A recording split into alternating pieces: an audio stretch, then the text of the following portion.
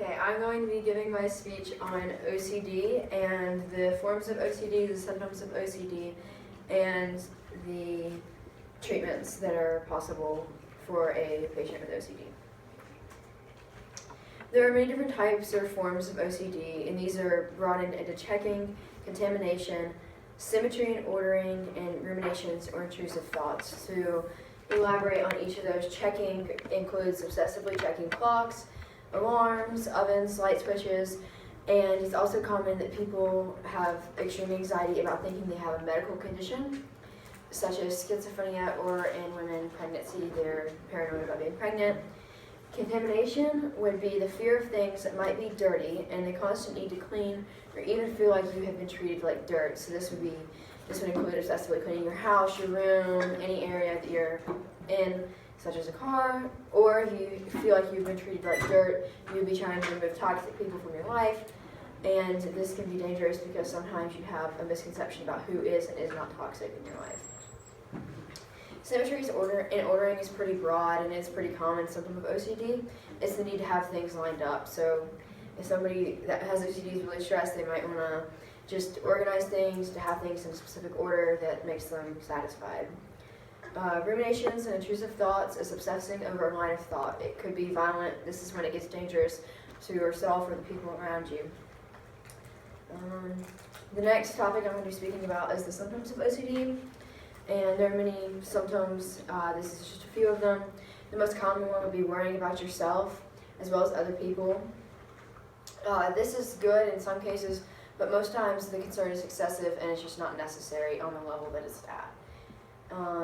Never being able to stop thinking about breathing, blinking, or other sensations, such as sounds, even when it is not over the top. So this is over-awareness of your body and the bodies of the people around you. Over-awareness continued would be suspicion that a romantic partner is cheating on you or lying to you about a large aspect of your life, such as their relationships with other people of the opposite sex or financial situations. Having an extreme idea about what is a good number of something or a satisfying number of something to have or times to do something is also pretty common. So some people like the number 3, they think it's lucky. Some people only like even numbers if they have OCD. I know that I only like odd numbers. I do not like even numbers, and I have OCD.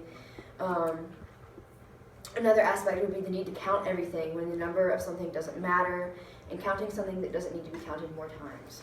So this would be, I know that some people are obsessive about brushing their hair. They think they need to brush their hair a certain amount of times before they go to bed, or they think that they need to have a certain number of, supplies in their pantry. Another thing that's pretty dangerous in OCD is the risks. The symptoms of people with OCD affect the lives of people around them.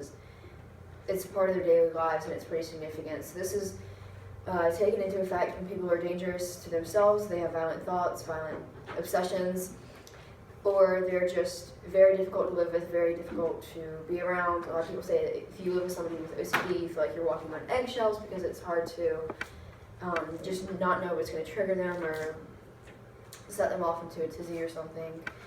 Over time, the disorder itself can be harmful to certain parts of the brain as well. So this is another aspect that can be physically harmful. Although it's not very common, it's in very extreme cases. Depression is the most common sister disorder that comes along with OCD because OCD is mentally draining and tiring overall and then depression. So I'll talk about this later with treatments, but depression and OCD can't be treated the same way. So that means you're going through 2 different sets of treatments for 2 different psychological disorders, and it's not great. Childhood trauma, as well as childhood trauma carried into adulthood, can cause a person to have pretty extreme OCD. Mostly the trauma that leads to OCD is caused by their parents. And this is continued like in a sister relationship as well, in the form of abuse, which is mainly sexual, but all abuse can cause OCD, and the more you're abused, the worse your OCD could possibly get.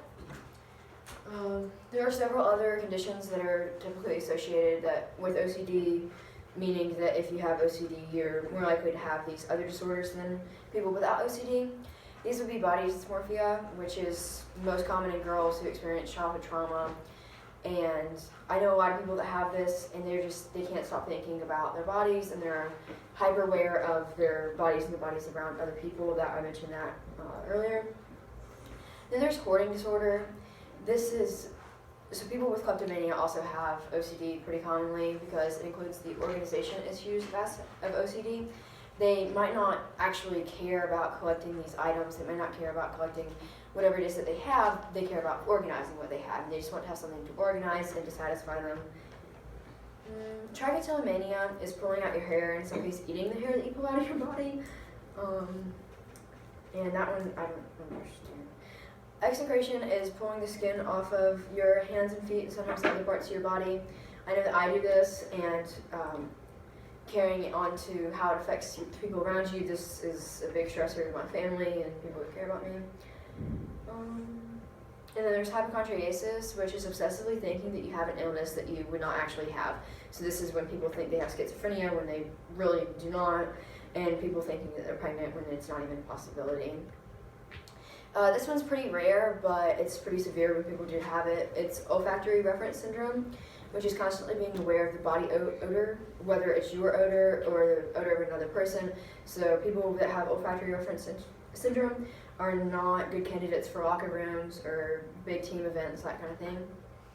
There are a lot of different treatments for OCD, but most commonly is medication. But psychotherapy would be the first one, which is cognitive behavioral therapy that helps to change the thinking patterns and working to fix the issue at the root of the problem. This is overall the most effective form of treatment for OCD because all the other treatments treat the symptoms, not the actual root of the problem. Most commonly prescribed is relaxation. This would be meditation, yoga, and massages.